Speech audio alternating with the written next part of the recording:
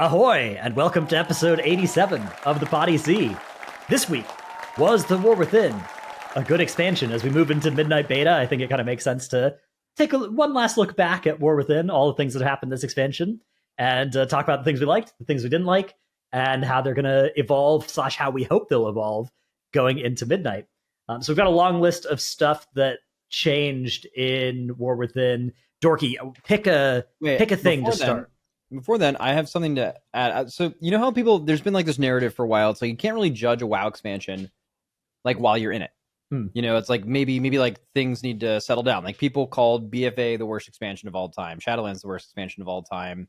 Some of those things have like held up, and some I feel like haven't. You know, like people, the narrative has changed over time. So I wanted to ask, just before we even get into this, do you guys find yourself victim of that, or do you think usually when you try to gauge your thoughts about an expansion, mid expansion, or at the end, that holds up over time, or do you feel like you yourself are either too positive, too negative? It hasn't been the same. Like how has that worked for you all in the past?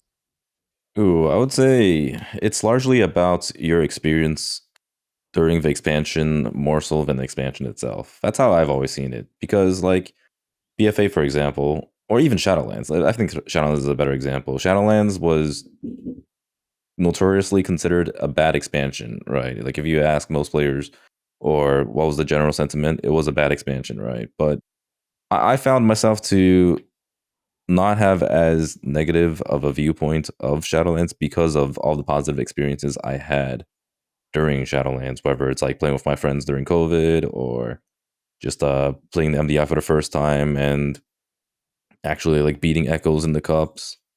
I remember that. Yeah, so moments like that matter so much more than how the expansion actually went is how I see it personally. And I mean, that aside, going back to your question, I would say players tend to forget the negative parts when they're looking over the glory days. So, like, at the same time, yes, you probably have to give it some time before you can give an accurate judgment over how an expansion went. But at the same time, you know how people always talk about, oh, like Legion was the greatest days ever, but they also forget about all the shitty moments in the first season. How bad it felt to not have your legendary at the beginning of that expansion. Yeah, like yeah, exactly.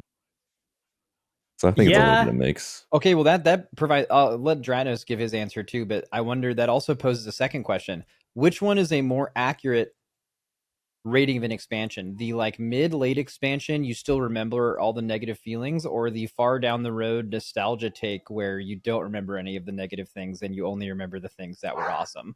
Like, which one is more inaccurate, or is there a sweet spot? I think me personally, I'm pretty good at like thinking about the good and the bad of these different expansions because like I saw the post, so I saw a post on Twitter that was it was somebody like being nostalgic for Shadowlands, and I was reading, I was like, oh wow, yeah, this is we've gotten this far from the expansion. But for me, I don't know, yeah. Doing the Legion remakes reminded me of my feelings from playing Legion and the nostalgia of that for sure. But I think I still have a pretty similar assessment of like how good actual Legion was and where the problems and good parts were.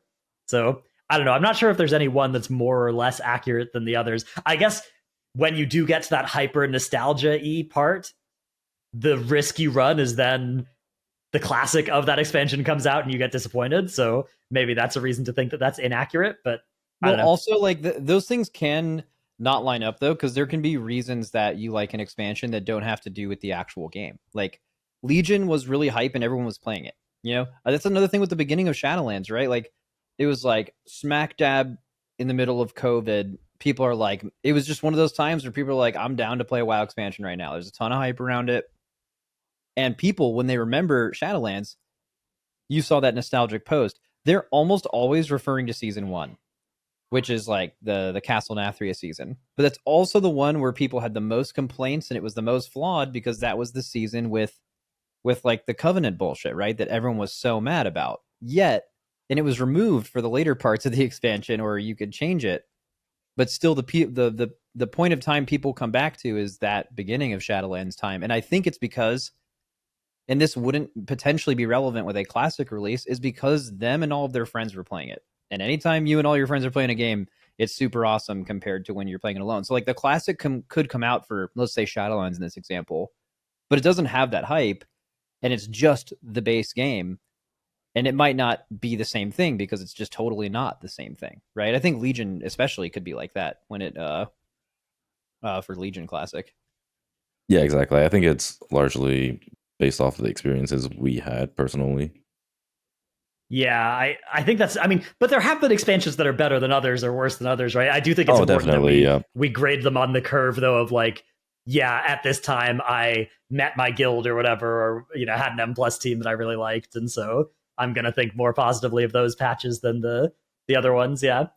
Yeah, I think with War Within, though, it's like, it's reasons enough that we're not going to have that color our bias too much, especially because the three of us kind of have been in the same, you know, configuration of stuff as we have been for the last few expansions, so that hasn't changed in War Within. I will say, when I look back at expansions, I generally look at them much more fondly than I remember. Yeah, once you get a little bit of distance, you remember the good things and not the bad things. Yeah, because like I don't think about all the bad shit that happened in Shadowlands, right? Like I just think about like, man, back in Shadowlands, it was like sick, you know, doing encrypted dungeons, or, you know, like again, when I played MDI, that was like super awesome. I think about like all the positive times whenever I look back at older expansions. But you don't think about the shitty seasonals, right? It's like, right. Man, Encrypted was fun, but the first thing that doesn't come into your mind is like how bad one of the other ones were. Yeah. Yeah. So do we want to start there? Because I think affixes are maybe one of the biggest changes that I think we're not sure about in War Within. Was the removal of affixes from higher keys, and also the sort of the removal of just the base game set of affixes across the board, right? And the Zaltaf affixes. Right. The Zaltaf affixes were added. Tyrannical and Fortified got kind of, they're just always on at, you know, medium to high keys. And then there's, you know, there was the Peril affix for a bit, but that went away after the first season. And got just baked into the high keys only. But there was a dude in season 1. It was like once you got the key to level 7, death started costing 15 seconds. That really sucked in the first couple of weeks. Oh, of that yeah, season. That was a big thing. Yeah, yeah, but that was swiftly corrected. But how are we feeling now about no explosive, sanguine, none of that stuff? And then in Dorki in particular, the high keys with no affix changes week to week at all. Oh man, I mean, that's gonna be a hot topic for sure. I've always felt like affixes deserved a spot in the game. I understood why they added affixes in the first place when they first came out in Legion. It was to add variety to dungeons, right? And those affixes for the longest time sucked. But at the same time, like, you know, like we kind of need affixes. Otherwise, dungeons get too samey and they get boring, right? So you and felt then that they took them out. I would say so, yes. Like I definitely felt like, at least now, dungeons feel too samey, and a large part of why the game feels more seasonal now than ever before is because of the removal of affixes and, you know, resilient keys and all that. Like, I mean, especially after playing Fellowship, I do think affixes have a spot. It's just the way they were designed in WoW were not it. And I think why they were not is because they were far too punishing. Like whenever you think about, like, Thundering's a perfect example of an affix that could have been good and it sounded good on paper, but when you actually played Thundering, it felt really bad, because when you failed the affix, you like straight up fully wipe, right? Like there's just no coming back from your entire team getting stunned for 5 seconds or however many seconds it was. So, dude, the like risk reward on Thundering as well, when you compare it to even some of the for fun affixes that they put into Remix, but also like Fellowship affixes, anything like that. It was like, do all this stuff that might wipe you if you screw it up, and in return we'll give you like a 10% damage buff for 10 seconds or whatever. It's like, it was so, yeah, and back then anemic. It didn't give you anything, right? There was no positive at all. Thundering did it. It gave you like a very small buff. Yeah. I just meant like Sanguine and those are just straight up. Those are just straight only made things worse. Yeah. Yeah, you don't do a like pixel perfect tank movement, which, by the way, tanking is already the hardest role in dungeons. the entire pack's at full HP. Like that's I just will crazy. say that was really rewarding though. Like playing Sanguine well and like Necrotic, Yeah. etc. as a tank felt extremely good because it was like I like there were moments where I'm just like stuck in the literal MDI jail where we're doing time trial key. Like I still remember very clearly. It was Dragonflight season 2 or 3 where I was playing with Yips and Goop, and bro, I remember we were just stuck in a Sanguine Brackenhide for time trials forever. And like at some point when we got down good Sanguine management, it felt so good. It felt super rewarding. It was like, holy shit, yo, this is the run. This is it. We're finally gonna get our run in. But yeah, I Yeah, mean, it's like super hard obviously, to optimize. It's always right? been the biggest. I think it was the biggest of all the affixes, like differentiator between teams and maybe Yeah, players. Like the tank on your team. I think it's a group effort, but like you're definitely a a group like a effort. Yeah, tank that's so good with sanguine management is just worth so much time in a key. And when you watch like the best teams go against each other, it was so evident how good some people naturally are at that.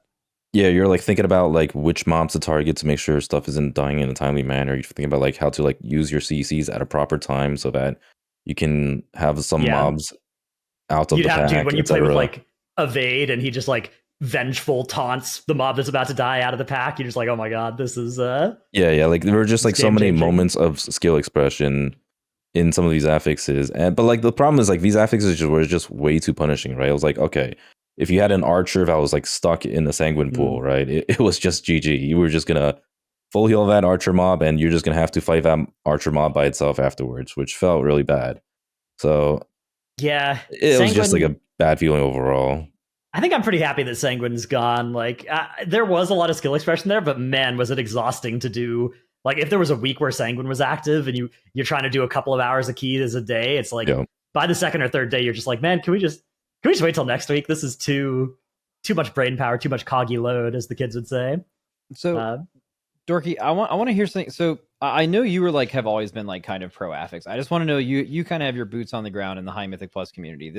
They made that change as like kind of a show of I think it was like the first time ever they've really acknowledged the high pushing Mythic Plus keys, and they were like, we're going to design this game for you guys. You don't want push weeks? All right, every week's the same. So now that that's been a thing, not your own personal opinion, what can you tell within the community of like, are people generally like in favor of that turned out well, or do you think the majority feel the way you feel, where with the removal of affixes, it's like a little bland and samey? I just feel like the game has gotten a lot more seasonal, like I was saying, and people have been playing high keys a lot less. But I don't know if that's just because of no affixes. It could just be if I have a dungeons suck, or it could be because of turbo boost, which we can talk about later, or it could be because of resilient keys. But there are definitely a lot less players playing, but overall, people are happier with what they're doing in keys. If that makes any sense. So it's like you're getting, a shorter season, but the amount of time that you're putting in is higher quality.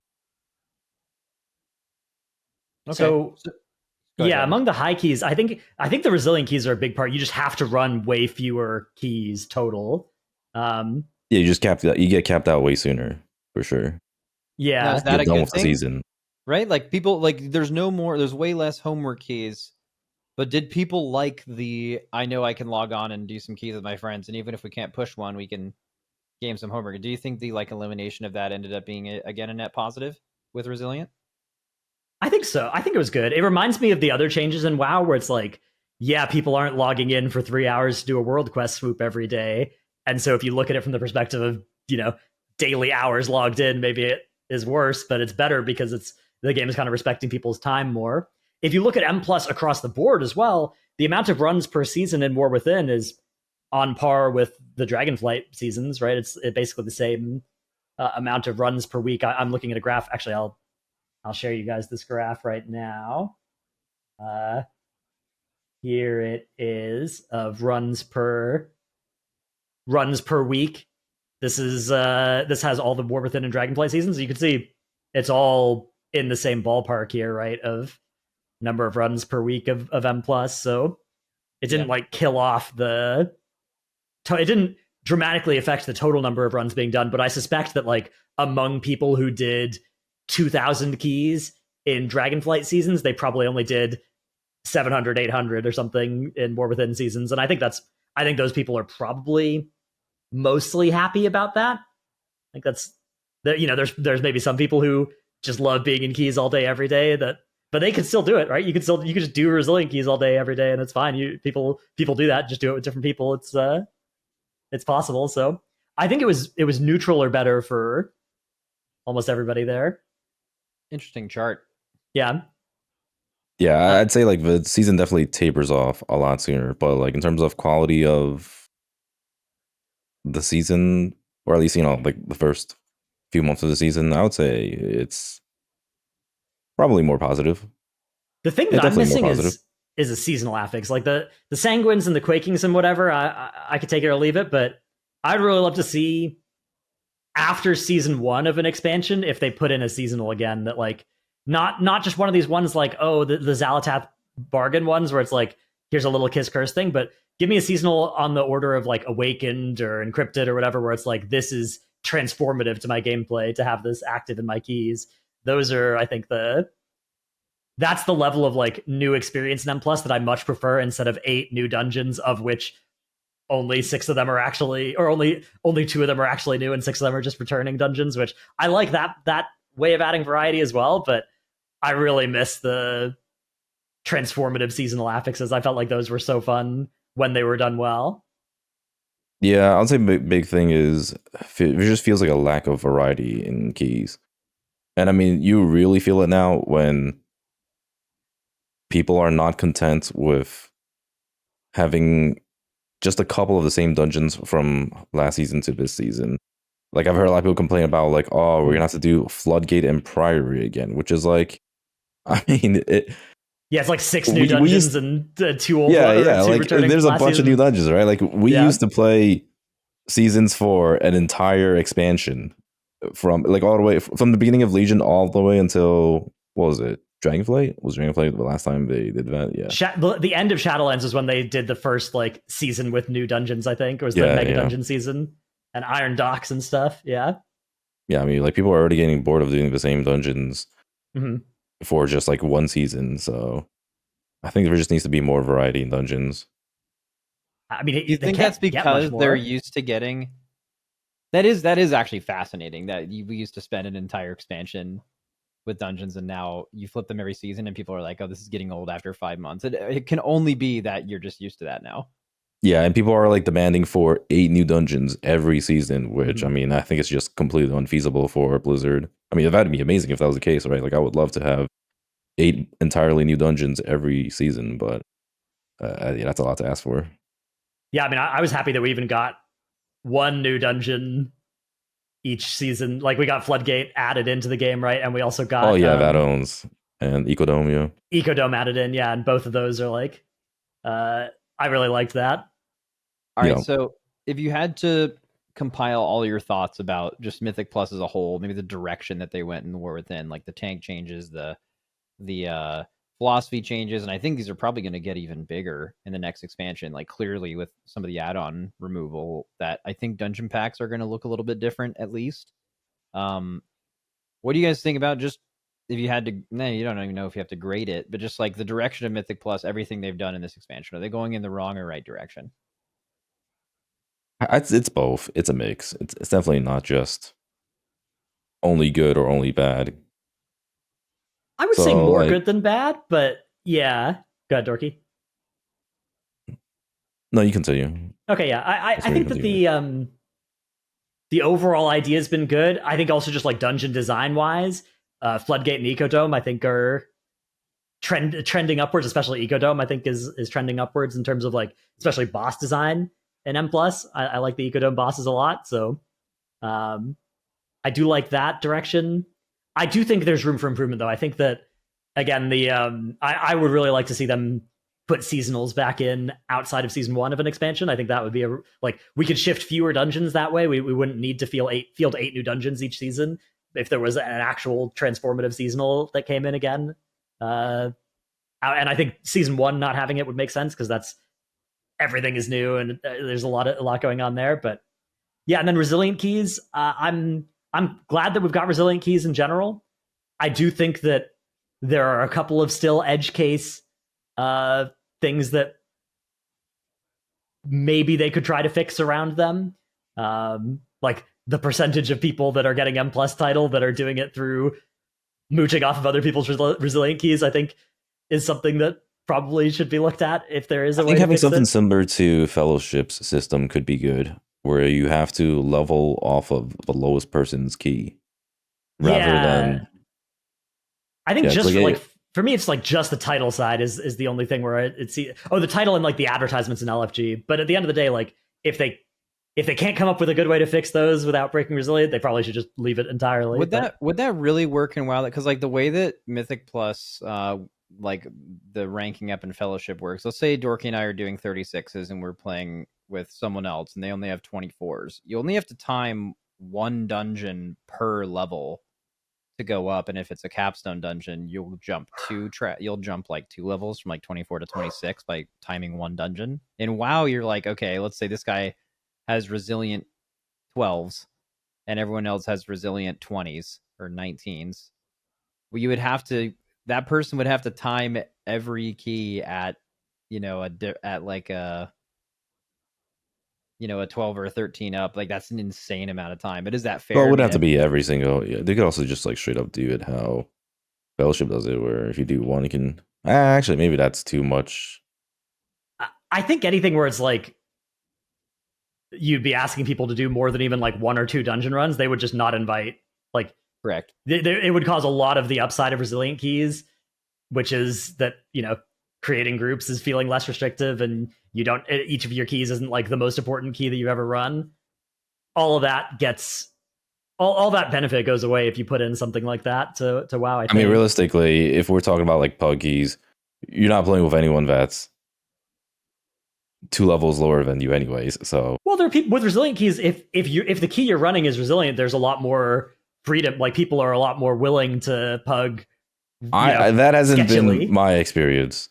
Yeah, I guess. I mean, I don't know how the optimistic case. Yeah, like I've plugged a ton of keys this season, and people will not invite you to the group unless you're like, I wouldn't even say well qualified, but you have to be like overqualified, at least on the same key levels, okay, at the very minimum. Yeah, it's tough because when we talked about resilient keys in the past, there's always been a lot of people in the comments that are like talking about how resilient keys have facilitated them getting into keys that they otherwise didn't used to, but it's possible that is, not that much. Maybe in like 12s, I could see that. Yeah, and I think it might be one of those things where it's kind of hard to tell.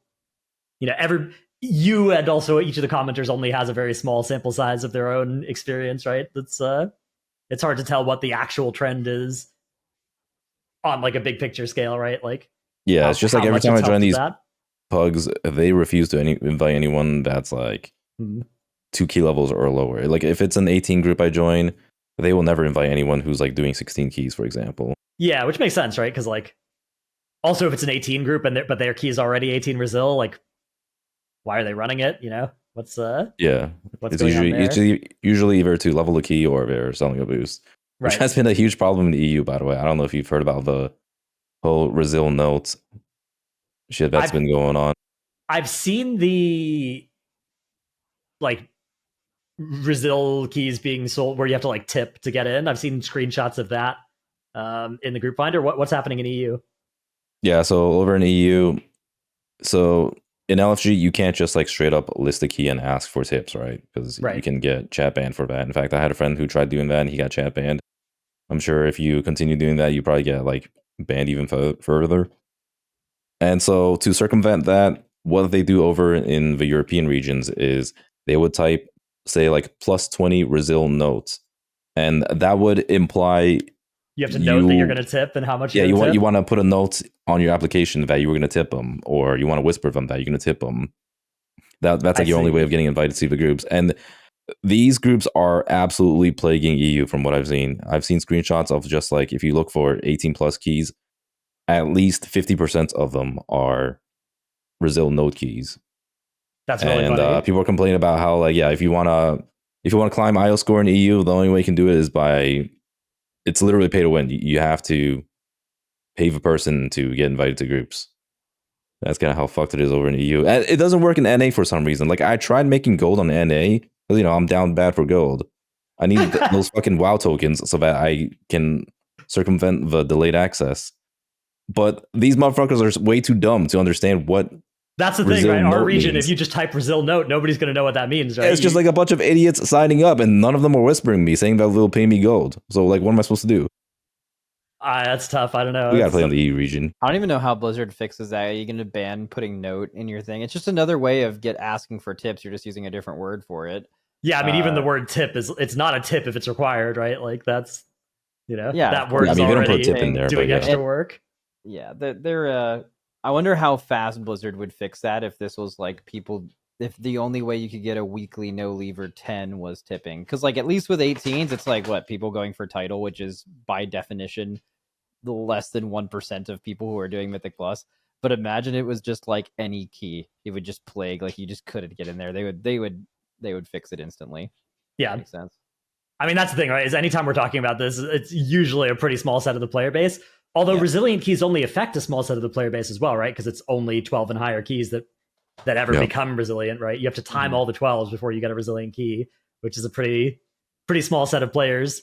I kind of think that resilient keys would go crazy at lower key levels as well. Like I think I don't understand why every key ever isn't resilient, right?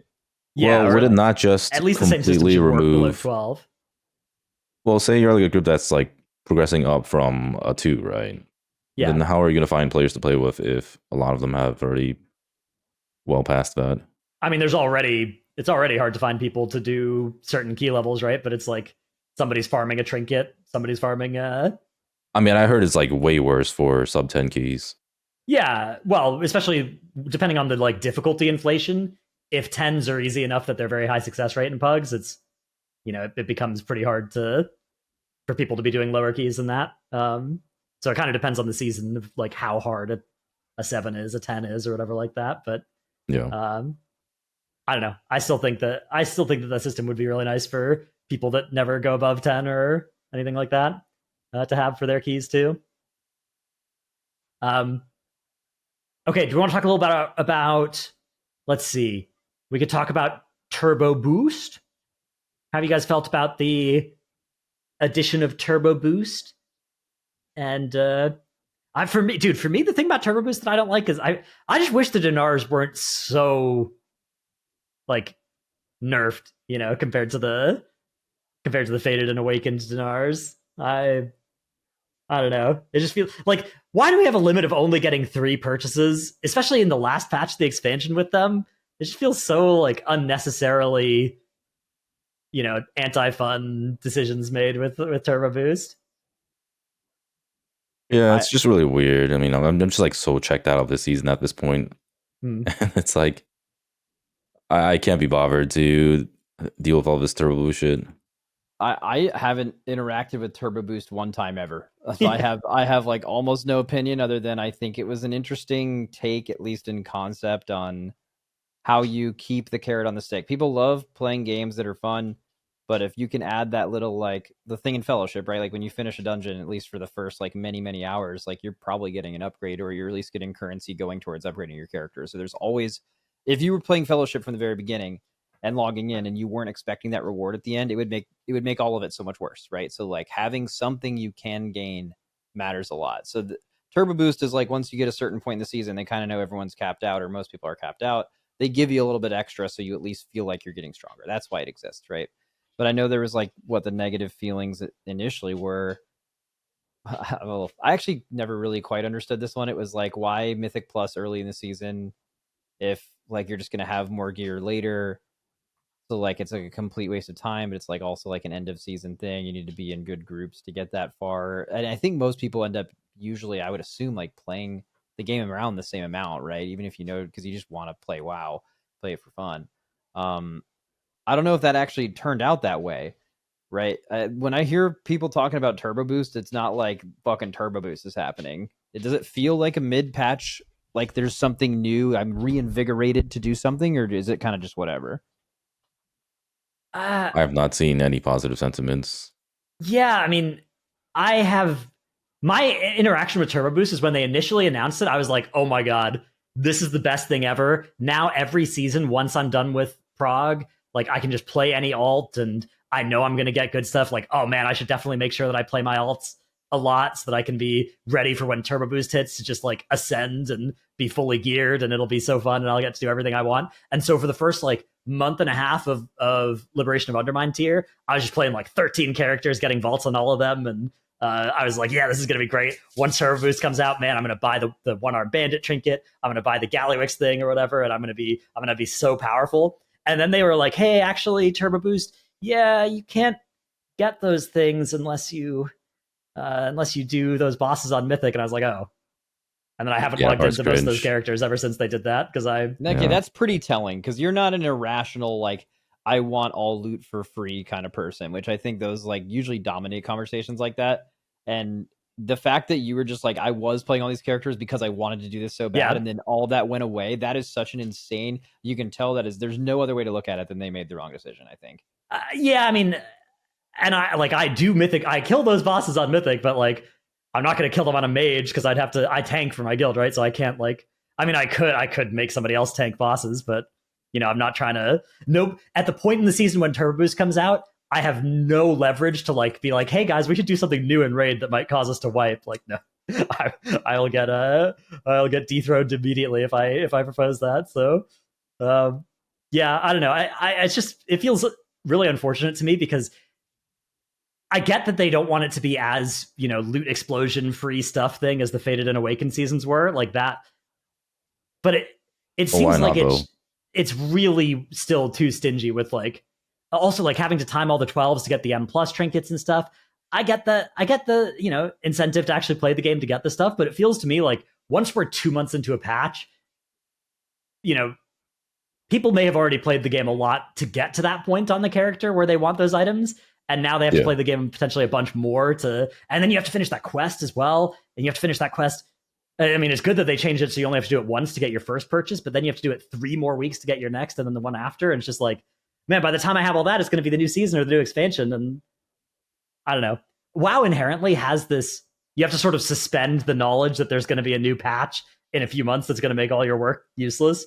If you want to be gearing one of these characters, right, you kind of have to pretend that that's not going to happen. But there are implementations they could have of Turbo Boost that would be exciting enough that you could succeed at that. And they really, for me at least, landed on one that does not do that at all, and like kind of does the opposite, where it's sort of Turbo Boost now at the start of the season, I know it's coming, and then by the time it's here, I know that the next patch is coming, and Turbo Boost is too slow to matter. So I feel like it's a good Turbo Boost could be really good, but instead it's like, it's probably still good on paper, but psychologically now it actually makes me play less. Like it makes me check out earlier. Also, why not loot explosion though? Yeah, exactly. Like they talk about things that's like, oh yeah, the community sentiment is that, oh, Awakened and Faded were like for fun seasons, but like, shouldn't every season be a for fun season in the game? Yeah, I don't know. Why not? It strikes me as, especially after the first couple months, I don't know, we're gonna replace all our gear next patch anyways. They're worried about giving us like a Mythic Eye of Kazan because we'll use it next patch. No, we won't. And if we will, you're gonna nerf it anyways, right? Like they don't allow us to use a last season trinket anyways going into the new patch. Even for Delvers, right? Delvers are getting hero track stuff week 1 from Delves. It's not like even if you were not going to engage with high end content, you're not going to beat a 684 item pretty quick in the start of the new season. So I don't know. I'm pretty disappointed with how Turbo Boost went from like them announcing the thing that sounded like the most exciting thing ever for me playing a lot of WoW to something that kind of does the opposite. Yeah, it's definitely killed a lot of engagements. I mean, yeah, that could also it's tough because like it's so close to being good as well. Yeah, I will say one thing that I do enjoy about Turbo Boost is it makes re-clearing much easier. Like that's one small thing that I enjoy about. So there's a couple of things that are doing that as well. The other thing is the raid renown / stacking raid buff that they put in. Right, Nerebar had the weird currency version of it, and then they moved to the raid renown, and now we're 15-18% stronger a couple months in against the raid, and we have turbo boost as well. I also am a big fan of that. I think it's really nice that farm gets easier, and also if you're still doing progression gets easier. Like both of those things are good in my opinion. Well, is it in a good way though? Like, is it being nerfed appropriately? I think so. I actually don't know. So it's not like they're not also doing the structural nerfs to bosses as they need them, right? Like they are coming back in and taking chunks off of mechanics that need to be toned down. But I think the automatic nerf is really nice because I think if you look back at us in Dragonflight, a lot of what we complained about is just that it felt kind of arbitrary of like when a boss that was maybe not too hard and it would really benefit from getting a 3% nerf every 3 weeks, but it instead gets a 10% nerf 2 months in and then another 20% nerf in another month later. And you're just looking at it, you're like, this, we didn't know when this was coming. There's no, and now there is, right? Now there's like structure to it. And if there's a boss that's not an outlier, it gets nerfed in this predictable way of the turbo boost and the raid buff. So I think that owns. Yeah. Now what else we got? How about the raid, like the reintroduction of niches to raid mattering? This is a little bit more, niche, I guess, of a discussion topic as well. But this expansion, we saw fights like Styx Bunk Junker that really catered to Balance Druid, Shadow Priest, Affliction Warlocks, but even One Arm Bandit as well. And not just the fights, but the specs themselves now have a damage profile where it's like, hey, I actually do 30% more damage, 40% more damage in these cases, whereas the Shadowlands versions were like super watered down, where a 2-target spec would get like 5% more damage on 2 targets than a 1-target spec. So 2-target, execute, and spread dot cleave are like the 3. Yeah. I'm real short. I think it's cool. Everything seemed kind of samey for a while. I think in a game with 40 specs, you can have people shine in certain areas. I know that's like difficult in Mythic Plus because there's like one specific damage profile everyone wants, and like if you play the game that way, that's the thing you care about. But in Raid, when you can be a lot more like diverse with what they're asking you on every fight, I think it's really cool that there are certain classes that shine at certain things. As long as they continue to utilize it in every raid, it at least, especially for us, it's like really cool to utilize more of your roster, rather than like, okay, on every fight, you kind of just want boss damage with like some passive cleave around the boss and we'll make a strat around carry. And then it's like, okay, like there's certain classes that are just always good at that. But like now your raid comps can look pretty different going into each individual boss. I don't know how that affects like the less doing this for a career guild, like is it actually really annoying when you had to do One Arm Bandit and you had 3 people log on their Shadow Priest salts and they were like turbo feeding? Is that a good experience for you? Like maybe not, right? So I'm a fan personally. As a boomkin for a good bit of this expansion, I would say it was terrible. But that's because, if they did not, because Boomkin was so good on these certain fights like Styx. Yeah, I remember you were like, you were probably one of 2,000 Moonkins to have killed Styx by the time you did, and one of like 4 to kill Gallywix by the time you killed it. Yeah. That's really funny. Your class was the one where like your class should have been insane on One Arm Bandit. Like historically, like whatever version of Moonkin that's popping into your head right now, that should do really good when you see a boss like One Arm Bandit. And they were like the one daughter that wasn't good. Yeah, it was terrible. I mean, for this entire expansion, Boomkin was pretty terrible in Raid. And Moonkin's been stuck for like 2 expansions in Raid. Actually, that's true. Yeah, now I think about it. It was terrible in Dragonflight too. And I think a large part of that is because it was really hard to balance their damage profile. I do think that's often that's like the downside of specs having niches is if your niche better be good. Like you better want it to be brought for almost every scenario. Otherwise, it's like it's an actual niche where it's just completely useless most of the time. Yeah, and even if there is like, oh hey, there's this fight that I'm great at, would you rather have one fight that you're great at than be benched for 7 others, or be good at all 8, right? Then that you get to play a lot less if you're in a guild that sits or plays people based on that. And if you're in a guild that doesn't, you just feel like a worthless idiot doing 20% less damage than everybody else. If you're the Moonkin on Gallywix, for instance, unless you're really cranking, really owning. Yeah, I will say though, class balance this expansion for M Plus has been incredible for the most part. Like obviously there are outliers, there are certain specs that are OP. Like this season, it's true in Raid Hunter too, by the way. Oh, you would say it's like really well balanced in Raid too? I mean, I think like raid balance has been good for like a really, really long time, relatively. And it sounds like it's more recent, maybe for Mythic Plus. But I just wanted to just throw in that the raid balance has also been really good. Yeah, I see. Yeah, it's definitely been great in M plus. I do think that the gap between like great specs and good specs is a lot smaller than it used to be. And the gap between like the number of totally unplayable specs has been kept to a pretty low amount in raid any given season. Mhm. Although they did kind of shoot Og, Yeah, which and also healers too. I think like this expansion, I feel like every single raid has had some healer that is just unbelievably cracked. I don't know if that means like the other healers are bad. If it's just like one of them is just completely insane. yeah, it was Prez and Nerebar, and then Mistweaver and Liberation, and then Prez again this yeah, season. Prez again, run it back. Yeah, Yeah, and yeah, Og basically like you said, they finally realized they didn't really know how to. It's kind of a basically unbalanceable thing, and they kind of were just like, at least for now. I mean, it could change in the short future, but it seemed like at the end of this expansion, they were just like pretty deliberately. It doesn't matter. People will stop complaining about this thing if it just isn't good, and then it just wasn't good, and that's the way it's been. they did. So there is in Midnight like a pretty huge change to Og that I feel like is pretty smart, has a chance of working.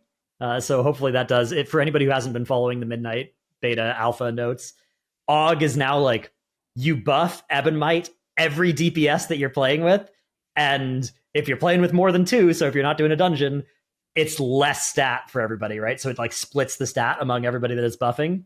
I think that's going to go a long way towards making the spec balanceable better between good and bad groups, so that because the old version it was like you had three different multipliers to how much damage you were doing, right? It's like how well am I timing my own CDs, how well am I choosing my targets, and how well are they playing in their CDs.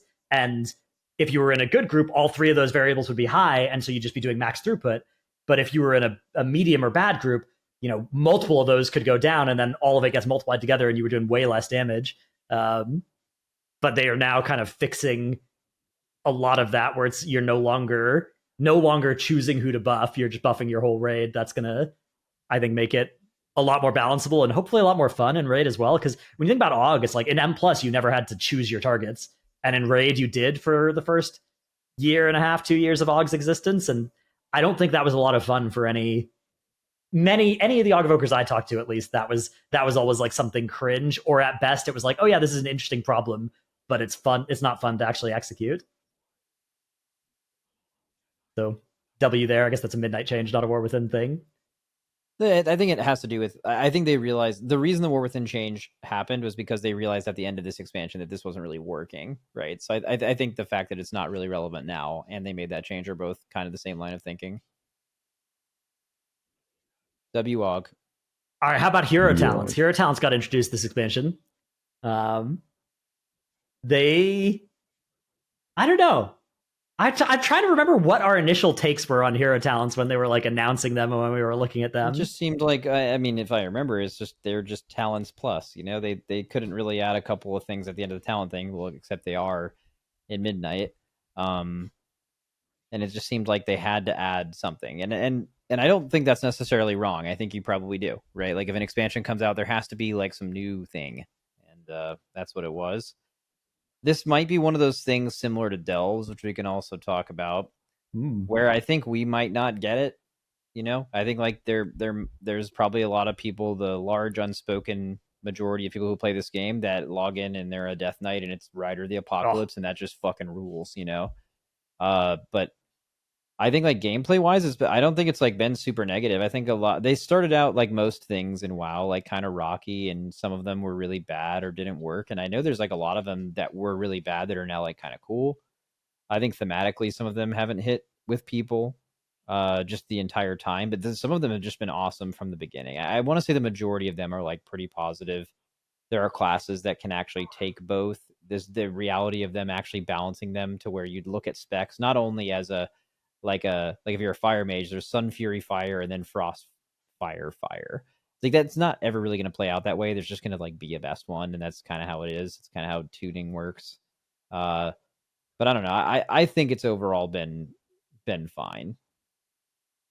Yeah, I do think the gap between like the exciting ones and the unexciting ones has been pretty wide. You know, you think about like trickster rogue versus rider of the apocalypse unholy death knight, right? And it's like night and day in the fantasy, and also in terms of like how fun the gameplay is versus how supported the gameplay is for some of them too. It's pretty hit and miss. I guess there's been sort of one sleeper part that I didn't like about hero talents. It's kind of been hard for me to really put a finger on until I saw some midnight changes to. I was looking at Fury Warrior and I was just like, man, my talent tree on Fury Warrior, if I'm playing Mountain Thane, I just have to spec into like these 5 talents. And if I'm playing Slayer, I just have to spec into like these, you know, all this Bladestorm stuff, right? All of these talents. And it kind of felt like, okay, I have a talent tree and it has, in theory, you know, a million different combinations of talents you could pick. But then you have 2 hero talents, you have to pick one of them, and each one of them has like such heavy interactions that you are then locked into a set of actual talents as well. So it sort of feels like it takes the talent tree from something with a lot of possibilities down to, for some specs, just 2 possibilities where it's like, yep, here's the Thane build and here's the Slayer build, and you need all these talents to make the hero talent work. Oh yeah, I mean, for me, I've known that being true since Guardian Druid on beta. The whole like you want to play Elune, well, you have to spec in. You have like 5 locked in points that you have to take, otherwise it's like you're not even playing the hero talent. Yeah, that part's definitely really dumb. I do feel like they missed thematically for me on a lot of the hero talents. I don't. It wasn't as cool as I thought when I initially saw them. In that, was it BlizzCon? I think it was BlizzCon. Yeah. When they first announced them, I was like, "Oh, this sounds cool as fuck," but it kind of missed for me. So there's 39 hero talent trees right now. I think a solid 10 are like A or S for me in terms of like okay, Scale Commander, awesome. Rider of the Apocalypse, awesome. I mean, I haven't even played Rider of the Apocalypse once this expansion because of how bad it was the entire time. Then that's unlucky. Most of the all 3 of the mage ones are like sick and thematic and fun to play. But then there's definitely also like 10 that kind of suck. Although they did do a good job of going through and like if you look at the start of the expansion, the Hunter ones all sucked and the Rogue ones all sucked in terms of theme, and then they went through and fixed the Hunter ones and they left the Rogue ones because it's funny when rogues. For the past couple of expansions, they've been doing a funny bit where they leave the rogue stuff in a bad state and see how many people continue to play that spec. Even Rogue and Fellowship, there's been like 5 updates since the game came out. It hasn't even been changed. There's been no changes to that class. So it supersedes games. But yeah, I think hero talents are like pretty good. B+ across the board. That's really being held down by like 10 of them kind of being super boring. The other thing I would say that's kind of sucked about hero talents, more so this season than the other ones, is too much power has been baked into hero talents, and that made for shitty gameplay for certain classes and just like certain designs. And I'll say specifically tanks. Dude. So one large problem with tanks, especially last season, was you just had massive aggro issues, and that's because your base abilities just didn't do any fucking damage. If you were playing Colossus Warrior, which was meta last season, your Thunderclap literally did like 2% of your damage. It's like, bro, this is such an iconic core part of your class kit. Thunderclapping mobs, right? You do literally 0 damage with it.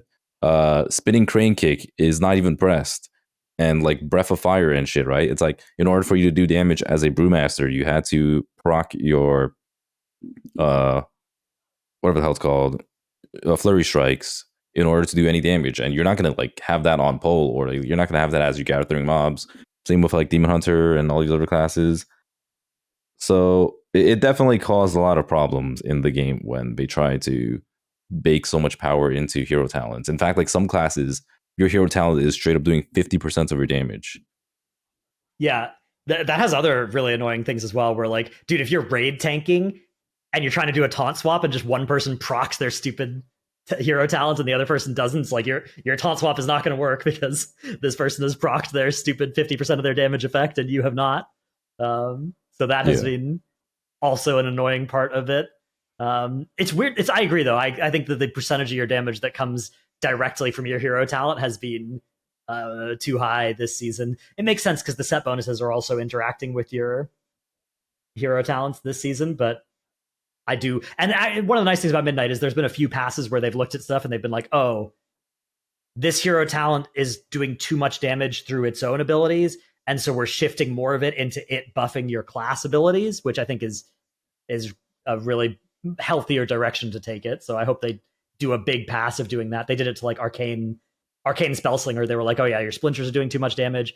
You're going to do less splinter damage and more barrage damage if you're a Spellslinger, and that I think is a really better direction to do. Yeah. Okay. We haven't talked really about delves this episode. We've talked about delves like 4 times in previous episodes, so I don't think we need to do too much on delves, but I think our general take on, I don't want to speak for you guys, but I think we've evolved to mostly be like, yeah, this is not, there were a lot of things that delve sounded like it could have been when they announced it, and some of those versions would have been super hype for us, and the version that came out is not really that. But I mean, it just sounds like it's a W for the people that it's made for, right? Yeah. And just leave it at that. Clearly is doing a lot of good stuff for a lot of people that aren't us. It's weird. It's also tied to the Kaiveza thing, which is weird that that's a delve thing. Because, and did you guys see they nerfed Kaiveza, by the way, recently? I saw, but I didn't see what exactly they changed. They like slowed down the one-shot dagger and the dashing around memory game bit, I think. I mean, it kind of makes sense, yeah, because that shit was probably way too much for a majority of people.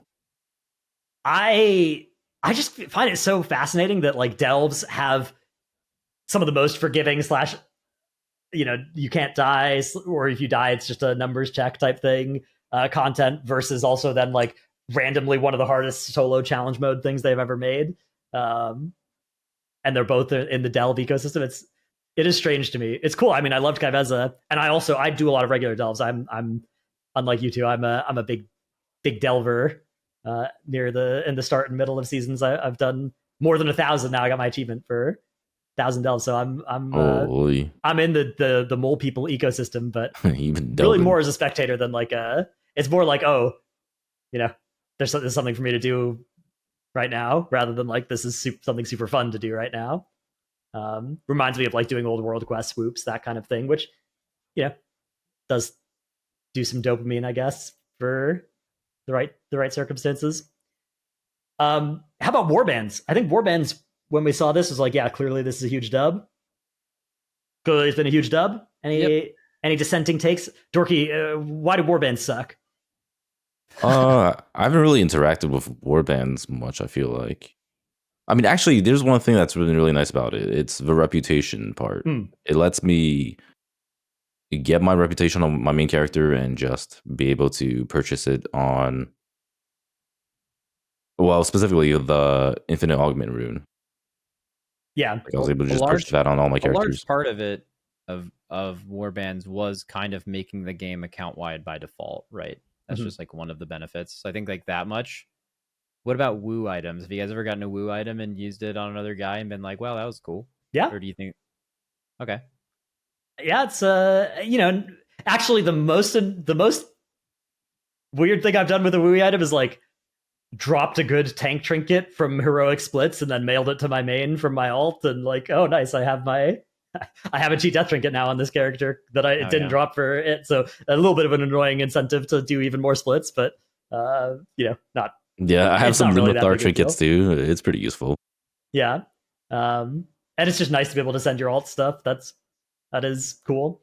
The eye level on them is like low enough that the fact that it's always a tier below whatever you're doing is, I think it's a nice safety valve where it doesn't feel, crazy OP to have a bunch of them.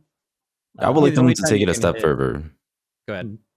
I was just say like, just being able to, say maybe transfer crests once you're done with them, or like the whole dinar shit too, maybe make, if you've killed a mythic boss on one of your characters, have that be a warband achievement. Yeah, I personally would that would benefit me a lot for the turbo boost, although I still feel bad I feel like even if you're not a mythic raider, or if you're like an aspiring mythic raider, you're working midway through the tier on mythic, I don't know, I kind of feel like the halfway through the season getting access to those items through Turbo Boost would be fine. So it's one of those things where like that would fix all the problem, a lot of the problems I have with Turbo Boost for me, but it wouldn't for everybody else. So I hesitate to advocate too heavily for it. Yeah.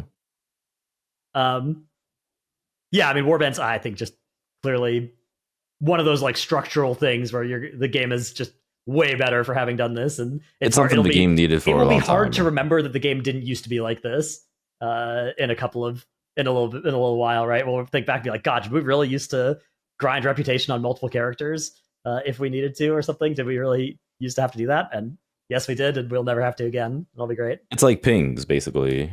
Yeah, pings, dragon riding as well.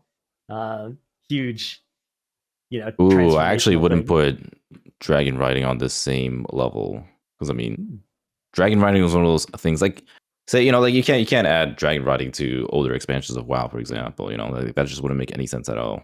It would just be like straight up bad for the game in many cases. Huh? But what do you mean? Like if they did a classic and there was dragon riding, it would be bad. Yeah, like imagine like you're playing Burning Crusade and you had dragon riding, like it would just be a little bit too out of control.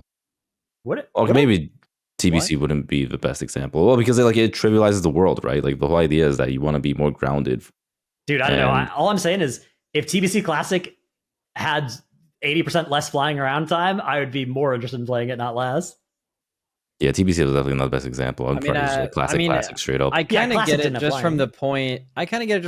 Of like, I mean, if they put it in Classic, God, man, they would be mad. Yeah. But I think that's more of like a this didn't used to be here thing. But I mean, it just kind of, if you want to opt into it, can make your movement around the game more fun and also faster. And I feel like that's just good, and you don't have to engage it if you don't want to. I think dragon riding is absolutely on the same tier as other things. You can't put it as you don't have to engage it if you don't want to, because like obviously everyone's gonna engage with it, right? Like it would be crazy to not use dragon riding. I mean, but some that people would also just mean ride natty, right? They asked my stream this. They said they did. Speaking of that is one big problem I have with War Within and Midnight. Actually, okay, not a big problem, because it affects a small set of players, but the people that it does affect, it affects really negatively. Like, if you are one of those people that does not like dragon riding for whatever reason, which there are definitely those people, right now you have to get the Pathfinder achievement before you can regular flying, but you don't need to do that for dragon riding. And it just like feels so wrong to me.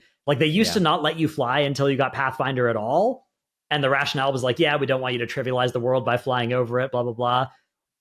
And dragon riding is like, okay, you actually are still interacting with the terrain because you care about, altitude and stuff with dragon riding when you don't with regular flying. Sure, I get it, but like, man, if you're one of the 3% of the player base, 2% or whatever that doesn't like dragon riding, that hates it and just wants to use regular flying, and a lot of those people, it's also like accessibility reasons. It seems so stupid to like lock them out of being able to fly when dragon riding is available in the content. So that's got it. If I could change like one thing about Midnight, I think one of the three things I'd change would definitely be the Pathfinder achievement. I just let people fly. Whenever you unlock dragon riding, you should unlock regular flying as well. Stupid. Yeah, that is crazy. But yeah, I mean, most people, of course, will use the faster one, because whether or not they have a slight preference one way or the other, being 3 times faster is really good. Okay, what about in War Within? Especially it was last season, we got just like a back to back. It was like Turbo Boost, Horrific Visions, Dastardly Duos, just like all these like little content drips at us of small... the patch is fundamentally and then Delve different. Belt as well. It was Turbo Boost, Horrific Visions, Dastardly Duos, Delve Belt, and these were all like 2 weeks spaced out from each other in the middle of the summer. How do you guys feel about that? I mean, it's just the general philosophy of patches now, right? They're like they throughout a 6-month patch, they want to drop more content over the duration of it in, like you said, little drips. Just basically like, is that a good thing? And some of you, I think both of you are like kind of play WoW the whole season kind of person. I am not like that. So like, you'd be way better to answer this because that was made for you, right? Like deliberately for that player, whether you like it or not. They added more content, but it was lower quality content. It's not something you're going to remember in a couple of years. And I think that's the problem with it. In fact, we had that discussion with Skarzard, right? Yeah, because I'd literally forgotten Dastardly Duos existed, which... Yeah, it's like, it's not memorable at all. Nobody's gonna care about like imagine the person who made Dastardly Duo. It's a shame That's because their baby yet. It's like nobody even gives a shit about this shit. I think Dastardly Duos was like 80% of the work that needed to get done to make it a pretty fun little thing did get done. All the like scaffolding was built up, but then it just kind of that last 20% that actually makes it fun and interesting and didn't happen. And so it is a completely forgettable little feature. It just didn't. It just needed like a little bit more cooking, I think, to be done. But yeah, Horrific Vision, dude. The thing about it as well, it's not like Horrific Visions and Dastardly Duos were also both time gated. So Horrific Visions, it dropped over 3 weeks, right? It was like each week it went back to Orgrimmar or whatever. You got the extra masks, and then Dastardly Duos also was like a 6-week thing with each week unlocking new stuff. And it's like, man, I'm here to play. I like playing WoW all season long. Some seasons I do. Obviously, some seasons I end up taking a bit more of a break. But even when I'm taking a break, I'm usually like raid logging, and I'll check out the biggest things that are going on. But man, like 10 tiny content drops over a patch, I would be much happier with like 2 or 3 medium-sized things rather than like 10 tiny little like, oh yeah, this week there's this tiny little new thing to go check out. Like to me, that just like that triggered a fatigue in me that it's always hard to tell, because it's hard to tell if that's just like if you're just getting a general burnout. But I felt like it was triggered by the amount of weeks where there was something new, but it was never anything that I actually was super excited to do. It was, except for the first week of Horrific Visions, actually. I did enjoy that quite a lot. I did a lot of those that first week that Horrific Visions were in, so that one kind of qualified, but yeah, even then it wasn't like enough. I don't know. But I mean, you would run into the problem of they're feeling like a mandatory grind, right? Because if you're someone who's hungry for power, then you feel like, oh well, fuck, you know, it's a 0.5 patch and I have to grind this out. Yeah, which the visions at least were. It didn't, like the Helm enchant went away. The Delve Belt didn't. Delve Belt was like, yeah, log in, buddy, get your Delve Belt on all your guys in the 1.7 patch, which, yeah, that was frustrating, especially because it was another one in this long line of things where Blizzard makes it and they're like, yeah, we don't want this to be too good next season, and then when they try and tune something to not be good next season, they end up making it suck right now. And then they panic buff it, and then it's going to be BIS forever. And then everybody's wearing it next season. That literally has happened with so many of these items. The Delve Belt, the Onyx Amulet, the Cersei Circlet, where it's like they have this philosophy and they cannot stick the landing on it, and it just always feels bad one way or the other on it. I mean, that's kind of like the problem the devs have, right? It's how do you create content that doesn't feel like, oh, I gotta log in and grind this out. Yeah, how does it feel good to earn something without it feeling bad to not have earned it? There is a very narrow band that is potentially non-existent where you can accomplish, especially when it's mid-season. Because generally when it's early season, it's more accepted. It's like, all right, everyone's excited to play the game. They're out there grinding whatever it is, whether it's like dungeons or delves or reputation. But when you hit the mid-season point, that's when players become a little bit apathetic, and you just have that, like as a developer, you want players to be playing the game, right? So you want to add something new to the game. You want to add like a 0.5 thing where it's like, all right, guys, it's time to log in and check out the new content. But players don't want to do shit. So how do you solve that issue? I think the way they did it with Visions, where the Helm enchant went away at the end of the season, like what if the Delve Belt was just a belt with stats and a socket and a delve power, and then at the end of the season the power went away and it's now just like a low eye level socketed belt that you take into the next season, right? Like that I think would be my ideal way for them to, if they must make something like this, you can make the power powerful enough that it feels good that season and then just make it expire at the end of the season. I think that's, but even then, like I think players don't want to do that in mid-season, sort of similar to the whole turbo boost situation where it's it's not being carried over to the next season, but at the same time, like I don't want to just like have to do this in order to continue raid progression or do high keys or whatever it is. Yeah, I do still think they just don't have to do anything along those lines, but at least for me, the most offensive part is always the moving into the next season bit. Like, it feels so bad to never replace your Cersei Circlet or your Delve Belt or whatever until they nerf it again or give you a turbo boost to get your other stuff higher eye level, like all that stuff. That is by far the worst part of those things for me. Okay, I think that's our list here. Fully, I wrote down a couple other things. Like there was a weird thing this expansion where they couldn't tune a fourth boss, which was kind of funny in the raid. But that's just a quirk. That will actually probably be my interest in the game being so narrowly focused. I think that is maybe what I'll remember about this expansion is just like, oh yeah, that's like 5 years from now. That's the expansion where like every fourth boss was impossible just out of nowhere. Yeah, or Rashanon, which was one pull, and then that Procton and Rage on the devs. Yeah. Yeah. Although you could think of Brood Twister as being sort of the Brood Twister and Kaiveza, they were the like OP overtuned stuff they were right after. Mm-hmm. Okay. Yeah, I mean, so what would we say are the general vibes of Orphan? I think, let's see. It didn't feel. It felt like a little bit less ambitious than Dragonflight, because Dragonflight sort of was rebuilding a lot of the baseline of the game, and then it feels like War Within sort of continued that without doing anything really big or new on top of that. Dragonflight 2.0, basically, yeah. Yeah, it's sort of like Dragonflight 2.0, but I think Dragonflight, being sort of like a reset / kind of simple on purpose made a lot of sense for that expansion. But doing it a second time, I think, was a little bit, started to be risking being a little bit more boring. So yeah, I don't know. I don't think it did anything bad though. Like the raids were good for the most part. The dungeons were fun for the most part. The classes were well balanced and interestingly designed for the most part. So I don't know. Okay, but would you say you enjoy Dragonflight more than this expansion? Maybe I would pose that as a question instead. I actually asked my chat this the other question the other day. I don't know.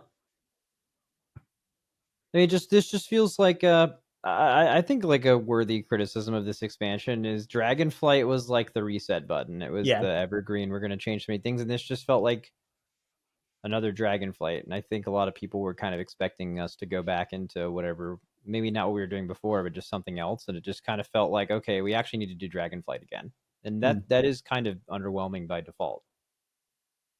I do think the quality of the raids this expansion was better for me than Dragonflight. So I liked that. Like I didn't really like the Razagath or Sarkarath tiers all that much. Whereas this like Dimensius I thought was incredible. So I think for me I slightly preferred this to Dragonflight, but Dragonflight I think should get sort of a bonus multiplier because it was doing it the first time, right? And then this is doing sort of the same thing the second time, so it's a little bit less exciting. So graded on a curve, I think Dragonflight wins by a little bit. But I think both were good expansions. I just don't think either was like one of these great, truly inspired expansions. And Dragonflight maybe has the better chance of being that, where you look at it and you're like, yeah, this started the new era of the game, being reset and the new talents or whatever, all that stuff, dragon riding. But yeah, I think War Within was more of a continuation of that. I don't know, B+, B, something like that. Yeah, I mean, personally. Oh, you go. You go. No, you go first. No, mine will be short. Mine will be short. Then you go first. Yeah. I didn't play. This is the first WoW expansion I have not played a lot in a very long time, but we won the race the whole expansion, so that's an A+ for me. Sounds great. Hey, man. Dorki, how about you? Yeah, I don't know. I mean, maybe it's just like the direction of gaming or WoW or whatever it is, but the game feeling more seasonal than ever is probably the worst part of this expansion to me. We've had this discussion before. Like I am a long, like, an entire season long WoW player. I enjoy playing the season. Although, I mean, like, in fact, like, I still enjoy logging on and playing my Havoc Demon Hunter right now. It's just like nobody plays the fucking game, so it's like I can't even play the game even if I wanted to. So for me, that's been a huge negative part. And maybe like the direction of M+ as a whole hasn't been that great. Also, just like we said, the game hasn't really done anything different or interesting, which has always been a big part of expansions for me personally, because like I do enjoy when expansions add something very different, whether it's the shit they added in Shadowlands or all the stuff they did back in BFA. Like some of it's not great, but at least it was different. So Yeah. I prefer having a lot of that, which is part of why I'm actually really excited for Midnight. I feel like Midnight, they're doing a lot. I know, not everyone's a big fan of the direction of Midnight, but I am like super stoked to play Midnight because of just like how much is being changed in Midnight. Yeah. It feels like I'm not a baseball guy, so do either of you guys know anything about baseball? Yeah. You do? Okay. That this may sound, you may be able to fact check me on the spot instead of people in the comments just fact checking me later. I watch baseball in the playoffs. I would probably be considered a casual baseball fan. It strikes me as like they weren't going for a home run here in War Within. They were going to just like hit the ball like a good amount, and they did that, and that's good. But it feels like in Midnight they are kind of going for more of a home run here, right? Like it's like, okay, housing add-ons, right? Like these are both two huge swings they're taking at it. Now are they going to hit the home run, or are they going to get a strike? Are they going to get a ball? Are they going to get a bunt or a foul? I don't know. I don't know what some of those. I do know what those mean, but it could be any of those things. But at least they're going for something big, so that's cool. Yeah. Okay. We've got a Patreon question to investigate before we get out of here. This one is a long one. It's not that long. It'll be read. It looks longer. It looks more intimidating to read than it will to listen to. So this one comes from Lats, and it says, "Oh shit, Lats, yo, W Lats," and I know that guy. I wanted to ask a non-meme question regarding console release. I know it seems like we're really beating a dead horse here, but stay with me. I truly believe a console release is on the horizon.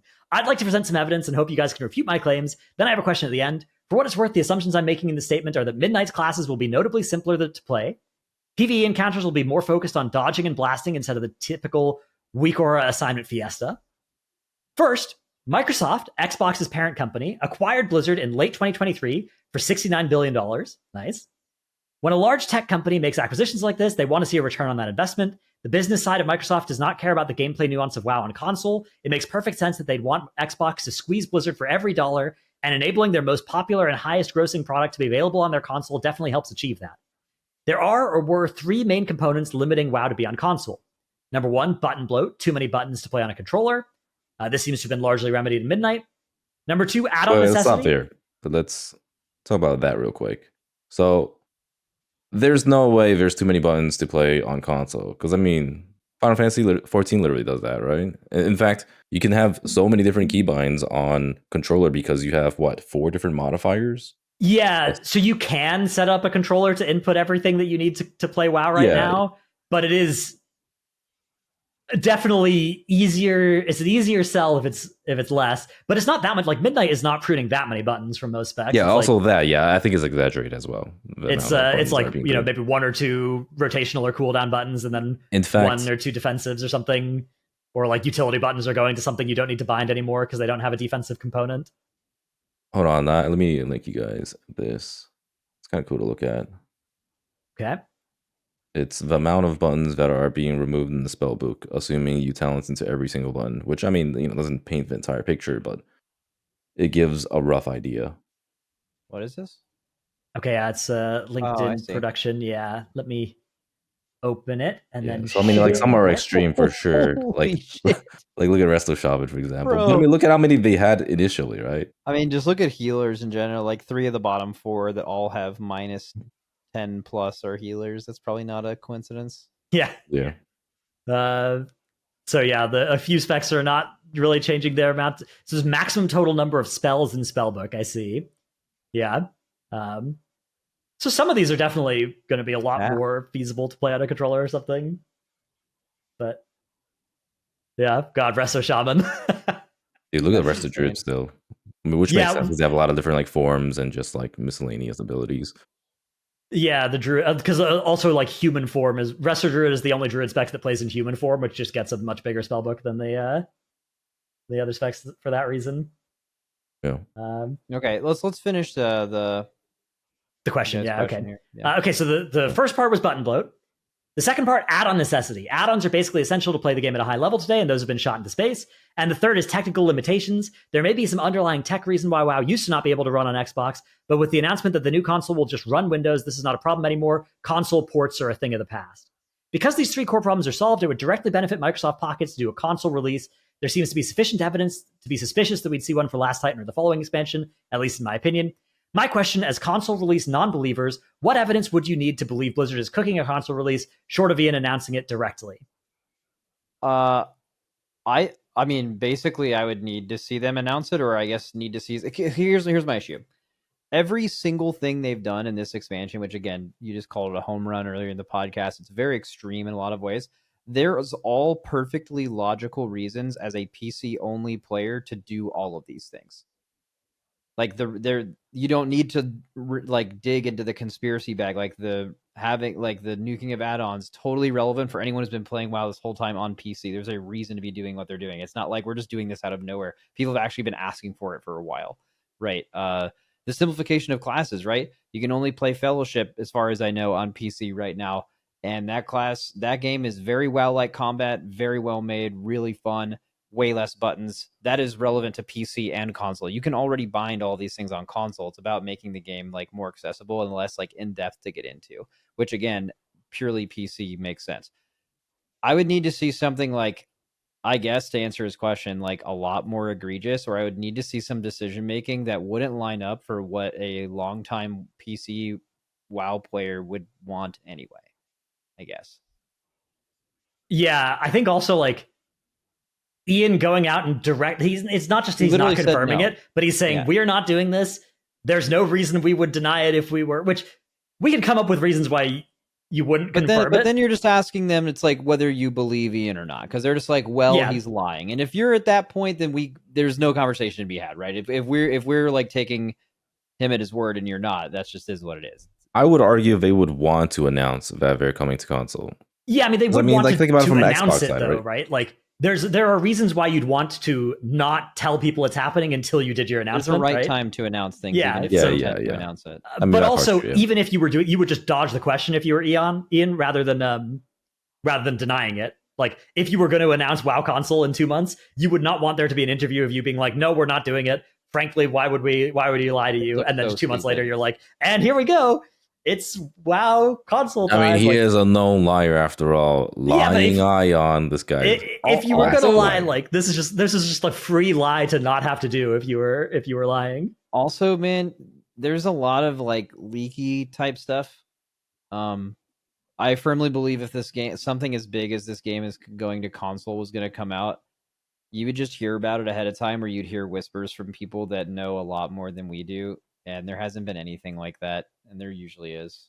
I mean, there are a lot of threads, 4chan leaks of people fanficking how WoW is now coming to console, but like, I think it's because it's such an obvious thing that they could be doing, and there is this obvious chain of like, you can look at the midnight changes through the lens of like, oh yeah, they must be prepping for console, right? Like that logic is not hard for people to get to that conclusion. So there are definitely people that are saying it, but yeah, it's not like, the usual rumblings that we sometimes hear of things that sound like they're coming. Like, the add-on change, for instance, before it was actually announced, we were hearing these rumors that like, oh yeah, this is actually being moved up to midnight release, not, as late as it initially sounded like. Yeah, but they could, I mean, in their defense, like they can be saying right now, we're not doing the console thing, but it's actually like right now they know that Last Titan is actually the like console target, and we wouldn't know about that until later. And like maybe the Patreon question asker is basically saying like, yeah, that could, like, you guys just don't see it yet. I mean, yeah, like certainly all that stuff is possible. For me, I would just need to see something out of the ordinary. And it's just the two main things of this, all of this totally tracks if you just ignore console even existing. All of this makes sense that's happening. And then also Ian directly quoted saying, we're just simply not working on this at all. And I don't know. I've met that guy a few times. He doesn't seem like he's full of shit, and he would have no reason to lie about that. I personally take him at his word. Now, you might think I'm an idiot for doing that, but he seems like a pretty trustworthy person to me. I've never had to question that before. I think even if you're somebody like, if you think Ian is an evil genius, trying to, do evil things, like it would not be hard for an evil genius to figure out that you don't have to say something that's going to be proven wrong in a couple months' time and make you look stupid. So, dude, have you guys seen his recent blue post on the add-ons? People are not happy with Ion at all. He is the public enemy number one. We cannot trust this guy. True. The other thing I think about this question that I would call some questions on is the side of thing where the Patreon question person says, with the announcement that the new console will just run Windows, this is not a problem anymore. Console ports are a thing of the past. That's actually not how this works, right? Like the new Xbox, it's not like there won't be Xbox games. It's just the Xbox, in addition to being able to run games, you can just have it do Windows desktop mode, right? But there will still be most games that people play on Xboxes. I suspect 99% of Xbox games that get played will be console releases of games rather than playing a PC game through putting your Xbox into PC mode or whatever. That's going to be a it's a gonna power be more user efficient, thing, right? Yeah, It's just like giving you the option to also play a Steam game or something if you want it. Actually, they won't have Steam. They do. They will. It's like it'll be like really? a PC. It can do It's anything Windows. PC It's can do. literally just a PC. Yeah. If anything, it'll just be to get console players to be on PC. So it's actually quite the opposite, I would say. Yeah. So like, if WoW is coming to console, we already know for sure that it's going to come to console in the sense of being able to play it through Windows. If you're thinking about, oh, this is going to be a console release in terms of like they'll announce it and hype as a console release, that would still be a console port. Like that would still be them releasing the console version of the game rather than just, oh yeah, you can play it through the Windows mode of your Xbox. You know, another thought I have is like, for this to all be so important and so conspiratorial and like everyone just has a really strong opinion on it. Like, let's just say they do this. There's this big marketing campaign. Guys, WoW is coming to console. Dude, does anyone fucking care? Yeah. Is there enough people that would care. be like, it would just be like a huge story in gaming? I feel like it's just like many years past that being relevant enough to where they would actually do some kind of like major push for that. I mean, it's definitely a big deal. Well, so personally, I would not be surprised if this game went to console at some point. Like, if you tell me the game's going to console in Last Titan, in fact, I think it would be a positive. I know that's not a very popular opinion, but honestly, I think that would be great. Wait, if the game sorry, actually why went is to that not a console. popular opinion? Why would it be a negative? Well, because a lot of people don't like think the idea that of playing with a console player because they'll suck. Well, there's that. Yeah, that's the first part of it, right? Like people don't want to deal with those drooling idiots. That's the first part. And so the second part is it means they're designing the game around console. Whether that means slower updates because of like console port or the fuck, or certain things can't be made because of console. Those are like the general negative sentiments around why games shouldn't have console or mobile port. But I'm personally a big fan of it because I just think it'll allow for more players to play the game, and not all changes are necessarily bad. I think in particular, if you're somebody who thinks the add-on changes and the class changes are bad and obviously bad and nobody would ever do them, you might think, oh, the reason that Blizzard is doing them is they know these are bad changes to the game, but they're doing it so they can put it on console. Therefore, I hate them putting it on console because that is forcing them to make these bad changes to the game, right? That's, we're now going to move because they wouldn't have done it otherwise. Right, exactly. I think that is the most coherent. Note that I don't say coherent, but the most coherent line of thinking that gets you to the point of thinking that a console release would be bad. But yeah. I don't think that's what's happening. I think, like you said, Max, the sort of the crucial insight you need to have is that all of the midnight changes would make sense if consoles never existed. They would just make they would make the game better, or you could make an argument for why they would make the game better that is clearly a lot of people would resonate with. Just for the PC version. So there's another thing I wanted to point out too. I forget exactly where they said this. Something about the way raid fights were being made. Yeah, more focused on dodging and blasting instead of the typical weak or assignment fiesta. I think that's made the fuck up. I think whatever you think of a WoW raid fight right now, I think you are going to get exactly that for the near and far future. It's just going to be exactly the fucking same. I don't like, and the reason for that is there's just a ton of WoW fights that have existed recently where The only thing Weak Auras did was take something that was 95% repeatable to 97, and people just did what the top teams did. These fights could have absolutely been done without Weak Auras in almost the exact same amount of time, and they were great encounters.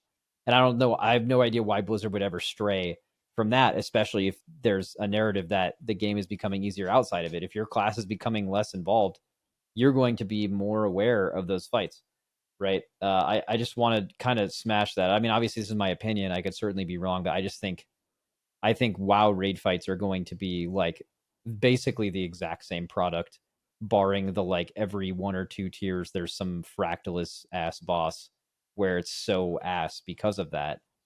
That obviously can't happen. And maybe on the plus side, there's some really cool mechanics that involve communication at the mythic level that exist now because Weak Auras aren't there, and they are actually pretty cool. I think it could really honestly only get better.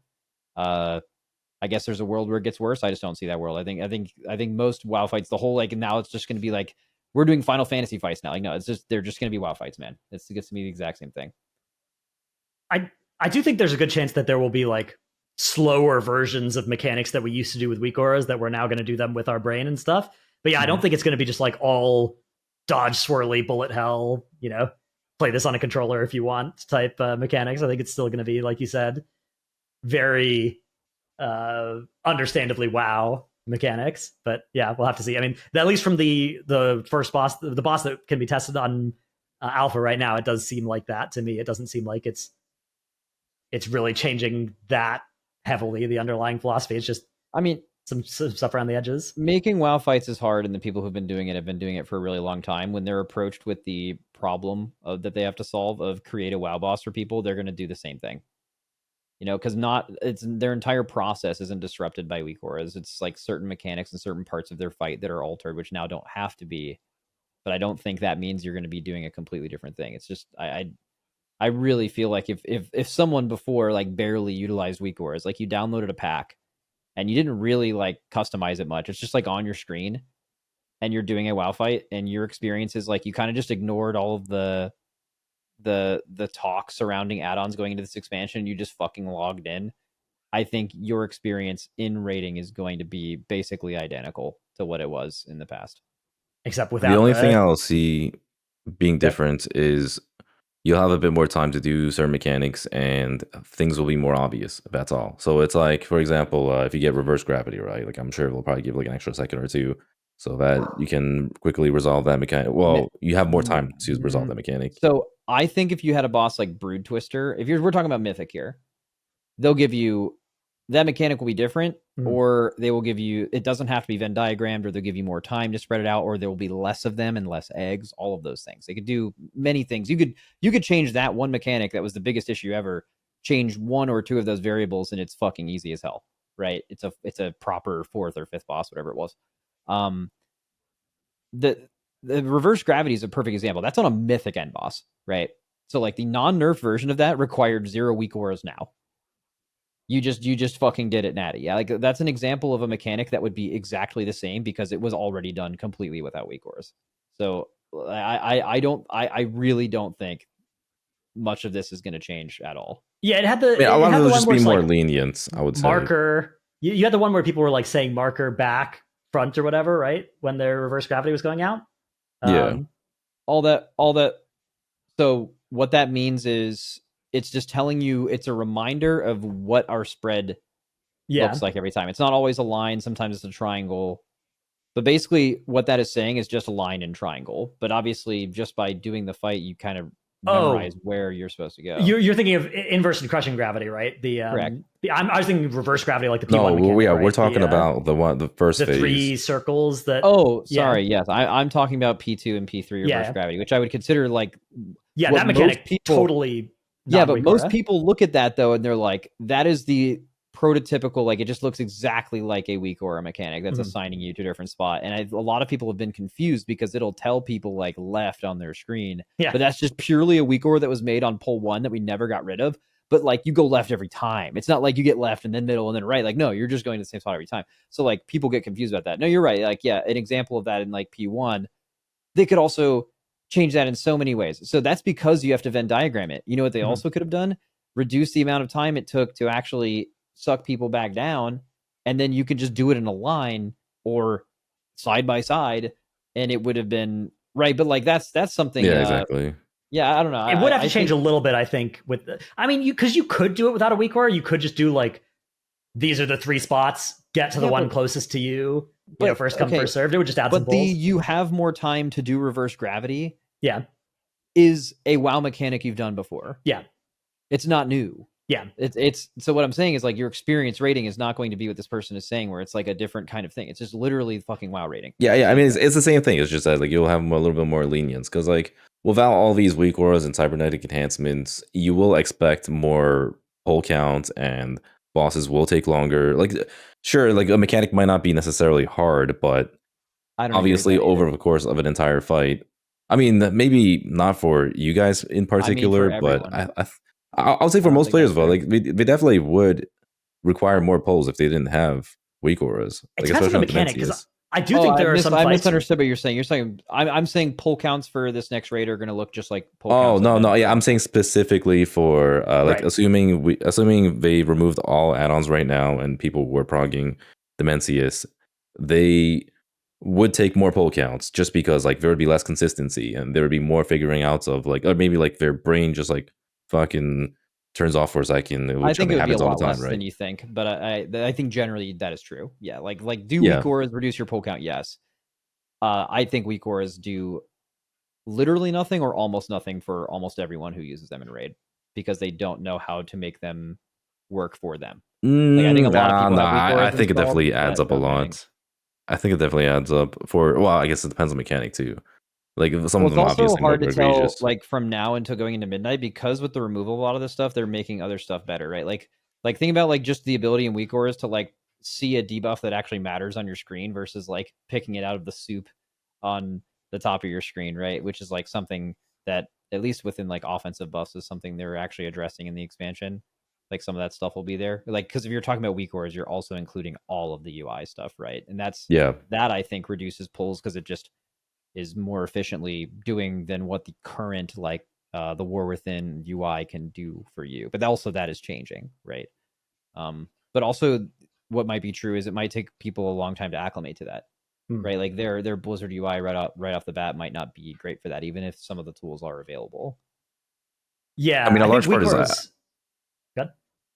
I think a large part of it is if they want to make it so that it's more obvious when certain things are happening. Like say you have a certain debuff on you where you have to like drop off to the side. Well, it has to be really obvious to the person to like know that like, oh shit, I have this debuff and I need to drop it off. It shouldn't be, oh, this weak aura is telling me that I have the debuff. I should try to drop it off. Yeah, I think that's and a big difference. It's no longer going to tell you like go to triangle, right? Like well, even if it wasn't that, right? Like even if it wasn't the gold triangle, like which is the most extreme end of it, right? Like which are a lot of fights, but even just knowing that you have the debuff is a big deal. Basically, like they if they get this right in midnight, it will be still easy to know if you're being targeted by stuff, but you will now have to directly use your brain to do the and not require a weak aura. Yeah, right, and a weak aura will not be able to help you with that. And the thing that Max has identified as well is that in a lot of cases, a lot of weak auras, it was like you had to learn how to use the weak aura anyways. And so if you just spent that much time learning how to do the mechanic, you would get 95% of the way there, or even more than 100% of the way there, depending on the mechanic. That's why a lot of the mechanics that are in the weak aura pack that Liquid makes each tier end up getting hidden, is because it's like, oh yeah, this is actually just worse than using our brain on the mechanic baseline. But yeah, I do think it is also one of those things where like, it'll be hard for us to know exactly how much fight does it, like how much new space this opens up, right? Like what mechanics that weak auras existing prevented Blizzard from putting into a boss fight now will be there that are fun to play.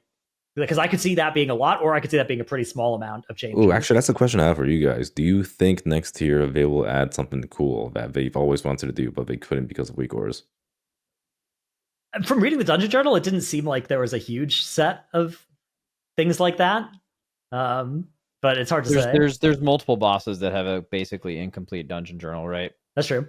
I think that's where the answer to your question is going to lie, within one of those two things. I suspect that they will not. They'll give it. Like even if they're planning to do that this expansion, I bet it won't be this tier. I bet it'll be like let's try and get this tier to work with just the stuff we're taking away, and then in the future we can start adding in those things that we couldn't add in before.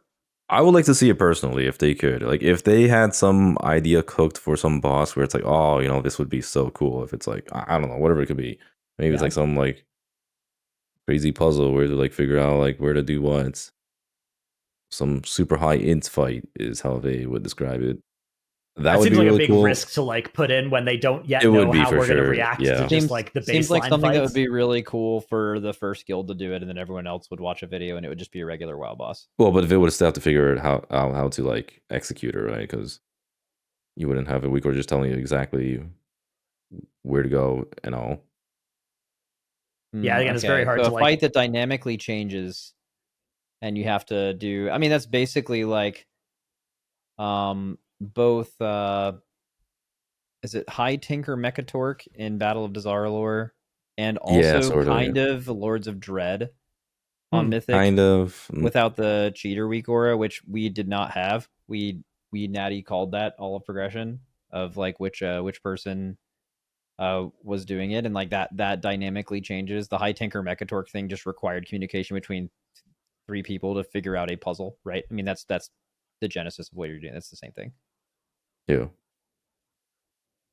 Yeah, I wonder if there's more space than just like, oh, some people see information that other people don't see. Skitcher was also like that, right? Where it was like the boss splits into images and you need 2 people to communicate about which one they can both see. Yeah, I remember that. That space is definitely, I wouldn't be surprised if we see a lot of that. But like, is there anything new they can do that weak auras would have just easily solved that is fun and doable for human brains that they'll put into the raid this tier? My guess is that they'll be, again, I think they'll be pretty light on trying to do a bunch of new shit. You're going to see more of that over time. Yeah, I think that'd be like I think this tier it's going to be just like what happens if these versions of like slightly toned down boss fights, do these work? And then if so, let's start trying some crazy shit that that got thrown out of the pitch room because of weak auras before. Yeah, they'll probably play safe, I would imagine. All right. Bro, I am really hoping M+ dungeon design ends up being good because of all this. Yeah, me too. That is literally the worst case scenario if like nothing changes and it just like, because you guys are talking about how like raid, nothing's gonna change, but like I'm hoping M+ changes a lot because of this, because M+ is heavily affected by weak auras. I mean, we had that whole discussion with mirrors when you were gone, Dratnos, but we basically were saying how like M+ is like super plagued by these problems, and because it's being removed, I'm hoping it changes. One thing that sticks out to me is whenever we're doing fellowship and I haven't done like WoW Mythic Plus in a while, and we're doing like Dorki's just doing the craziest pull of all time. We're like definitely gonna wipe. We're pulling way too many things at one time. I'm like, bro, that was fucking insane. And he goes, that's just a regular WoW pull. Right. And I just wonder how many like just making the dungeons with like less going on in general would do for the game now, seeing a version of that. Dude, I think that the thing is like their thought process was they saw people doing those pulls in WoW, and so they made more mobs that tried to restrict how much you could pull at a time so that you wouldn't do those big pulls in WoW. And then you still do them, and now it's just like much more lethal. Like you think about like a Legion big pull versus a BFA or a Shadowlands big pull, and it's like, yeah, you're still fighting a lot of enemies, but now more of them have one-shot cast if you don't kick them. Yeah, but like in Fellowship, there you still can't pull really big because there's just multiple like your tank will just die to tank damage at someone. Like there's punishing things to where that doesn't happen, and it's not like, I don't know, you're still limited in that way. But it just sounds like what you're able. But I mean, it's also, I could be looking at this the wrong way, right? Like Dorki's, we play Fellowship, I think, relatively casually, right? We're only doing like mid-30s stuff right now. I think you can go way, way, way higher than that, and it's possible at a certain point you actually do have to do pulls like that to get farther, and you would have. But we're just at that point in WoW. Right, so that's why you think that. So it's just like looking at things differently by how you're playing them. Yeah, it's also because like we don't have access to all of this information where we can do. Because like I was actually thinking about this literally last night. I was like playing with some people, and they were talking about like what the skill ceiling is in this game and all. And I'm like thinking to my head, like, bro, if Echo MDI team was like full tryharding this game and like doing everything possible to win, like say there was like $1 million on the line, they would probably like come up with like the craziest possible strategies. But even then, it would be extremely limited because of the lack of add-ons and weakcores in this game. Because like if this game had all that information, whether it's like Omni CD and like all this other stuff we have casually on WoW, they could go so insanely crazy. And yeah, we're experiencing the maybe like honeymoon phase of it where we don't have all this stuff, but like that's just kind of how the game is. Oh, there's absolutely a lot of that going on. There's Yeah. no question. Like looking at something over the course of a 20-year-old game versus something that's new and shiny, it's just that part has to be mentioned. It's just very real. Dude, I was thinking about that though when you guys were telling me about the affix where it's like you kill mobs and it puts a vulnerability or like bursts them on the enemies or something like that. I was just thinking like, yeah, if you were playing that seriously, right? Like you would do some degen stuff and if you didn't do it, you'd be way we do behind. some degen stuff with that affix, try to right? do some crazy but cooking. then like but I mean, that's WoW, part of the fun. Yeah, it is fun. But then WoW would be like turned around as like, well, this is actually like so much of a thing that like you don't even feel like you're playing the dungeon. Or I could see another complaint where it's like, well, this affix is so good for you if you degenerately play it that the other ones aren't as good now. So now this is the only way we can level up our keys, and that's just like not a thing in Fellowship, right? So it's hard to compare. I think that's exactly like like you said, the kind of the honeymoon period / the fact that the game exists only to play itself, right? Rather than being part of a larger ecosystem where you care about the rewards for the other sides of the game. All of that like gives it the flexibility to do those things. Yeah, they made Mythic Plus, but it's an ARPG and it's the only thing that matters. And in WoW, Mythic Plus is part of a massive, massive game that they could maybe have even done a lot of these things that Fellowship has done, but they can't do that because it's not its own standalone game, right? Mm-hmm. But then that's good. That's why indie games exist. Fucking Fellowship's awesome. Amen. All right. I think we've gotten through all the things to get through this week. So that's it for the PoddyC. Remember to buy our merch. Adios. Yep, PoddyC.com. W. W.